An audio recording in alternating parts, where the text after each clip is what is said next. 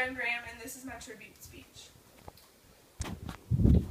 Allison, Morgan, Jordan, Kate.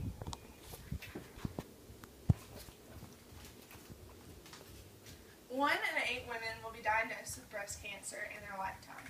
Breast cancer is also the second leading cause of death in women according to the National Breast Cancer Foundation. My mother, Colleen Graham, happened to be the one out of those 8 women. She was diagnosed with breast cancer in March of 2010. I always knew cancer would and could be a part of my life in some sort of fashion, but I had no idea it would be my mother. Luckily, she was diagnosed very early, had a double mastectomy a few weeks later, and then started chemotherapy in June of 2010. My mom was very blessed. She did not have cancer in her lymph nodes, and chemo never once made her sick. She would go to her chemotherapy appointments and sometimes return to work after. At most, she would take the rest of the day off and rest and be back at work the very next morning. Although she lost all of her hair and didn't have much of an appetite sometimes, we are both very grateful for her chemotherapy. Yes, surgery got rid of the cancer, but the chemo killed off 99% of the cancer's chance of returning. I have Dr. Lewis Goodman and Dr. Alfred Gilman to thank for that.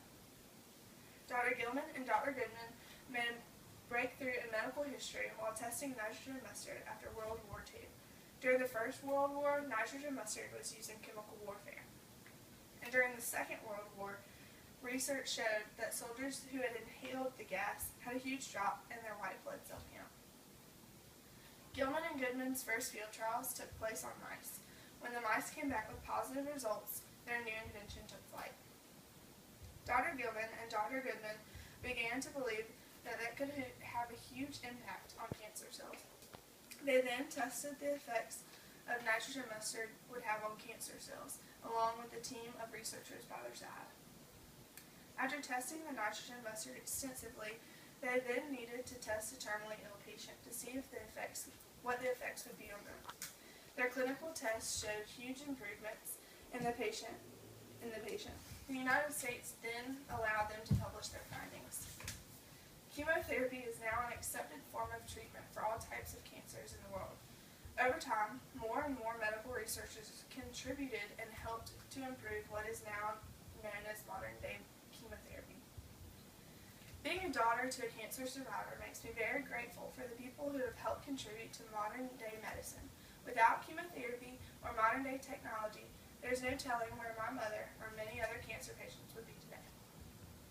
Dr. Goodman and Dr. Gilman helped change the face of medicine when discovering this sometimes draining and nauseating, yet amazing medical breakthrough. There can be a lot of negative side effects to taking chemotherapy, but living and beating cancer is much more important in my eyes. Their invention and discovery has helped millions of people overcome the deadly face of cancer, and for that I'm especially grateful because my mother was one of them.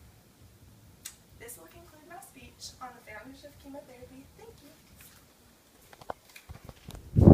Allison, Morgan, Jordan.